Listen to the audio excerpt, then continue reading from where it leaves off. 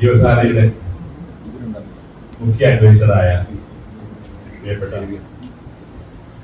Doctor Antony അവർ, മറ്റ് ജീവധാരയുടെ പ്രവർത്തകരെ, സ്നേഹമുള്ള സുഹൃത്തുക്കളെ, ഇന്ന് ലോക വൃക്ക ദിനമാണ്. നമ്മള് 2-3 അതിഥികളെ പ്രതീക്ഷിച്ചവർ ഏറ്റവും പെട്ടെന്ന് എത്തിച്ചേരുമെന്നാണ് അറിയിച്ചിട്ടുള്ളത്. അപ്പൊ നമ്മള് ഒരു ഉദ്ഘാടന യോഗം അല്പം മാറ്റി വെച്ചിട്ട് നമുക്ക് പരിപാടികൾ ആരംഭിക്കുകയാണ്. ഫാദർ ജോൺ പാരിക്കിളിനെ കുറിച്ച് 2 വാക്ക് പറയാൻ ആഗ്രഹിക്കുകയാണ്. അദ്ദേഹം ഇവിടെ ഏറ്റവും അടുത്ത എളവൂർ സെന്റ് ആന്റണീസ് പള്ളിയിലെ വികാരിയാണ്. ഒറ്റവാക്കിൽ അദ്ദേഹത്തെ പരിചയപ്പെടുത്തിയാൽ ഒരു 30 CD ആൽബംസ് അദ്ദേഹം ഉണ്ടാക്കി, 10 ആൽബം ഉണ്ടാക്കി, 300 ഗാനങ്ങൾ അതിനകത്ത് എഴുതിയിട്ടുണ്ട്. യേശുദാസ് അടക്കമുള്ള മലയാളത്തിലെ എല്ലാ ഗായകരും അദ്ദേഹത്തിന്റെ ഗാനങ്ങൾ ആരംഭിച്ചിട്ടുണ്ട്. അപ്പോൾ തന്നെ അദ്ദേഹത്തെ കുറിച്ച് വേറെ ഒന്നും പരിചയപ്പെടുത്താതെ തന്നെ അദ്ദേഹത്തിന്റെ ആ വ്യാപ്തിയും എല്ലാം നമുക്ക് മനസ്സിലായി കാണും. അദ്ദേഹത്തെ ഒരിക്കൽ കൂടി ഞാൻ യോഗത്തിലേക്ക് സ്വാഗതം ചെയ്ത് കൊള്ളുകയാണ്. നമ്മളിത് പ്രധാനമായിട്ടും 2 രീതിയിലാണ് സാധാരണ യോഗം നടത്താറുള്ളത്. വേൾഡ് കിഡ്നിയുടെ പ്രാധാന്യം നമുക്ക് എല്ലാവർക്കും അറിയാം. ജനങ്ങളിലേക്ക് വൃക്കുകളുടെ പ്രാധാന്യം എത്തിക്കുക, അതിനെ എങ്ങനെ കാര്യക്ഷമമായിട്ട് പരിപാലിക്കാമെന്ന് എനിക്ക് പഠിപ്പിക്കുക. അതുകൊണ്ട് ഇന്നത്തെ യോഗത്തിൽ പങ്കെടുക്കുന്ന ആളുകളോട് ഞങ്ങൾ വിളിക്കുമ്പോൾ ഞങ്ങളുമായിട്ട് ബന്ധപ്പെട്ട വൃക്ക രോഗികളെയൊക്കെ ക്ഷണിക്കാറുണ്ട്. ഇന്ന് ഞങ്ങൾ പറഞ്ഞു, വേണ്ട, നിങ്ങളല്ല, ഞങ്ങൾക്ക് വേണ്ടത് നിങ്ങളെ പരിപാലിക്കുന്ന നിങ്ങളുടെ ബൈസ്റ്റാൻഡേഴ്സ് ആയിട്ടുള്ള നിങ്ങളുടെ ഫാമിലി അംഗങ്ങളാണ് ഇന്നത്തെ യോഗത്തിൽ പങ്കെടുക്കേണ്ടത്. അവരെയാണ് ഞങ്ങൾക്ക് പറഞ്ഞ് മനസ്സിലാക്കേണ്ടത് എന്താണ് നമ്മുടെ വൃക്കകളുടെ പ്രാധാന്യം, എന്താണ്, അതെങ്ങനെ പ്രവർത്തിപ്പിക്കാം, അതെങ്ങനെ നശിപ്പിക്കാതെ സൂക്ഷിക്കാം എന്നതിനെ കുറിച്ചാണ് പ്രധാനമായിട്ടും സംസാരിക്കുന്നത്. അതോടൊപ്പം തന്നെ ഞാൻ അച്ഛനോട് ഒരു കാര്യം കൂടെ പറഞ്ഞു. നമ്മുടെ വൃക്ക രോഗികൾ എന്ന് പറഞ്ഞാൽ ഞങ്ങൾക്ക് 60ഓളം ഈ ഭാഗത്ത് വൃക്ക സംബന്ധമായ അസുഖങ്ങളുണ്ട്, ഡയാലിസിസ് വിധേയമാകുന്നവരുണ്ട്. അവരെ എല്ലാം ഞങ്ങൾ വിളിച്ചേക്കുന്നത് അവർ ബൈസ്റ്റാൻഡേഴ്സിനെയാണെന്ന് പറഞ്ഞു. അവരെ ഒന്ന് പ്രൊമോട്ട് ചെയ്യുക, അല്ലെങ്കിൽ അവരെ ഒന്ന് അവരുടെ ബുദ്ധിമുട്ടുകൾ അറിയാം. നമുക്ക് വൃക്ക സംബന്ധമായ രോഗങ്ങളുള്ള ഒരു വീട്ടിലുണ്ടെങ്കിൽ അവരുടെ ബുദ്ധിമുട്ടുകൾ ഇവർക്കെല്ലാം അറിയാം. അപ്പൊ അവരെ എങ്ങനെ നമുക്ക് സന്തോഷകരമായ അവരുടെ രീതി കൊണ്ടുനടക്കാൻ സാധിക്കും, അല്ലെങ്കിൽ അവർക്ക് അവരെ മാനസികമായിട്ട് അവർ സന്തോഷിപ്പിക്കാൻ നമുക്ക് എത്തിക്കാൻ സാധിക്കും.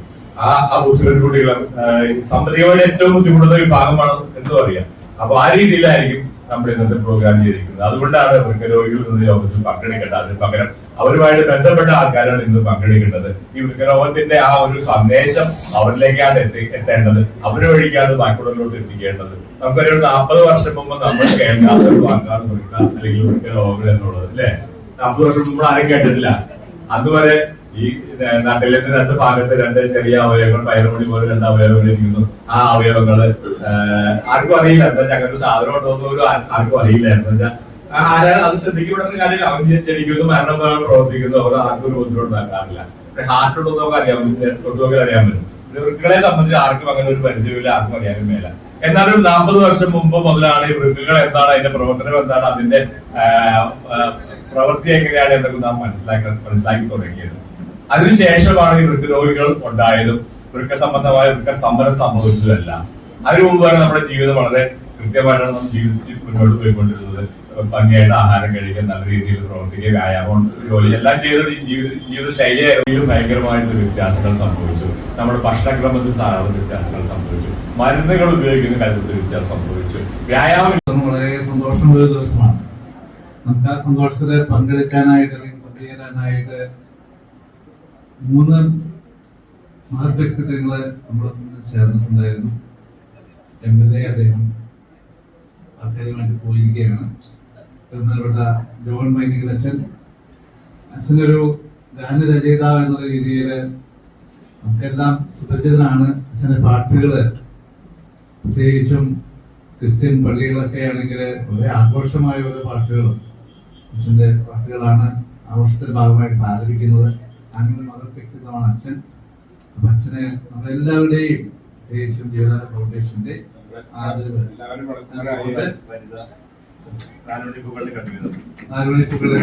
ബേബി അത് അച്ഛൻ നൽകിക്കൊണ്ട് നമ്മുടെ അച്ഛനെ അതുപോലെ ഡോക്ടർ സുനിൽ രാജ്, അദ്ദേഹം നമ്മുടെ സംശയങ്ങൾക്ക് മറുപടി തരിക എന്നുള്ളതിനേക്കാൾ അപ്പുറമായിട്ട് നമുക്കൊരു ചെറിയ ചെറിയ അറിവുകൾ ശ്രദ്ധിച്ചിരിക്കേണ്ടതുമായ കാര്യങ്ങൾ പങ്കുവയ്ക്കുകയും തീർച്ചയായിട്ടും അദ്ദേഹത്തിന്റെ സാന്നിധ്യം പ്രത്യേകിച്ച് നമ്മുടെ മുഖവരിക്കാരുടെ താലൂക്ക് ആശുപത്രി, നമ്മുടെ ആശുപത്രി വലിയമായി ഇനി ആര് ചെന്നാലും ഡോക്ടറോട് നമ്മൾ പറയുന്നു ആവശ്യം കണ്ടിരുന്നു എന്ന് പറയാവുന്ന രീതിയിൽ നമുക്ക് ബന്ധം കിട്ടിയിരിക്കുകയാണ്. തീർച്ചയായിട്ടും ഡോക്ടറുടെ ഈ സാന്നിധ്യം തീർച്ചയായിട്ടും നമുക്ക് വളരെ സന്തോഷകരമായ കാര്യം തന്നെയാണ്. നമ്മളെല്ലാവരുടെയും സ്നേഹവും ബഹുമാനവും അറിയിക്കാൻ വേണ്ടി ബ്ലഡ് ഡൊണേഷൻ ക്യാമ്പിന്റെ നമ്മുടെ കൺവീനറായിരിക്കുന്ന ശ്രീ സേവ്യറിനെ അദ്ദേഹത്തിന് ആദരവ് നൽകി ബഹുമാനിക്കാൻ.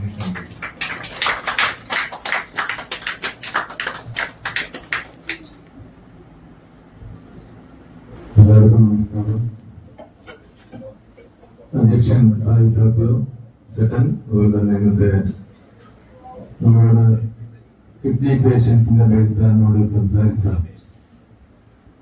പ്രിയങ്കരനായ ജോൺ പൈനിങ്കലച്ചൻ, എനിക്കിന്ന് തോന്നിയത്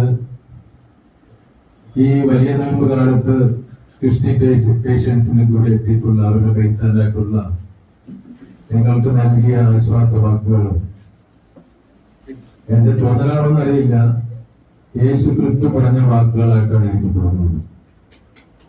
അദ്ദേഹത്തിന്റെ മുഖത്തേക്ക് നോക്കി ഞാൻ അങ്ങോട്ടും ഇങ്ങോട്ടും സൈഡിൽ കൂടെയും മുമ്പിൽ കൂടെയും ഒക്കെ നോക്കി ആ മുടിയെല്ലാം നോക്കിയിട്ട് എനിക്ക് തോന്നിയത് ശരിയാണെന്നറിയില്ല, യേശു ക്രിസ്തുവിന്റെ നല്ലൊരു മുഖച്ഛായുള്ള ഒരു വൈദ്യുതി എനിക്ക് തോന്നി. അദ്ദേഹത്തിന്റെ വാക്കുകളും അതിനപ്പുറത്തായിരുന്നു യേശു ക്രിസ്തു നമ്മോട് സംസാരിക്കുമ്പോൾ എനിക്ക് തോന്നുന്നു.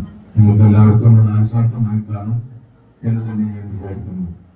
രണ്ടാമത്തെ കാര്യം, അച്ഛൻ പറഞ്ഞ പോലെ ജീവധാരയുടെ എല്ലാമായിട്ടുള്ള നമ്മുടെ സായി ചാക്കോ ചേട്ടൻ, അദ്ദേഹത്തിനെ പറ്റി നിങ്ങൾക്ക് ഞാൻ പറയേണ്ട കാര്യമില്ല. കഴിഞ്ഞ 14-ാം തീയതി സോഷ്യൽ ആൻഡ് ചാരിറ്റബിൾ ഫൗണ്ടേഷൻ അതിന്റെ ആഭിമുഖ്യത്തിൽ നടത്തിയ വൃക്ക രോഗികളുടെ ആശ്രയനാഥം സായി ചാക്കോ അവർക്ക് കേന്ദ്രമന്ത്രി സുരേഷ് ഗോപി ഒരു ആദരവ് കൊടുത്തത് നിങ്ങൾ പത്രത്തിൽ കൂടെയും ടി വി കൂടെയൊക്കെ കണ്ടു കാണുമെന്ന് വിശ്വസിക്കുന്നു.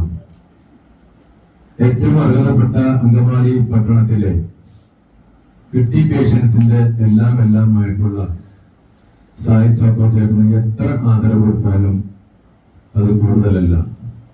ഇന്ന് രാവിലെ സേവനോട് വന്നപ്പോ നമ്മൾ നമുക്കൊരു പൊന്നാട അണിയിച്ച് അദ്ദേഹത്തിന് ബഹുമാനിക്കാം, ആദരിക്കാം എന്ന് പറഞ്ഞ് രാവിലെ ഉണ്ടാക്കിയ ഒരു ഏർപ്പാടാണ്.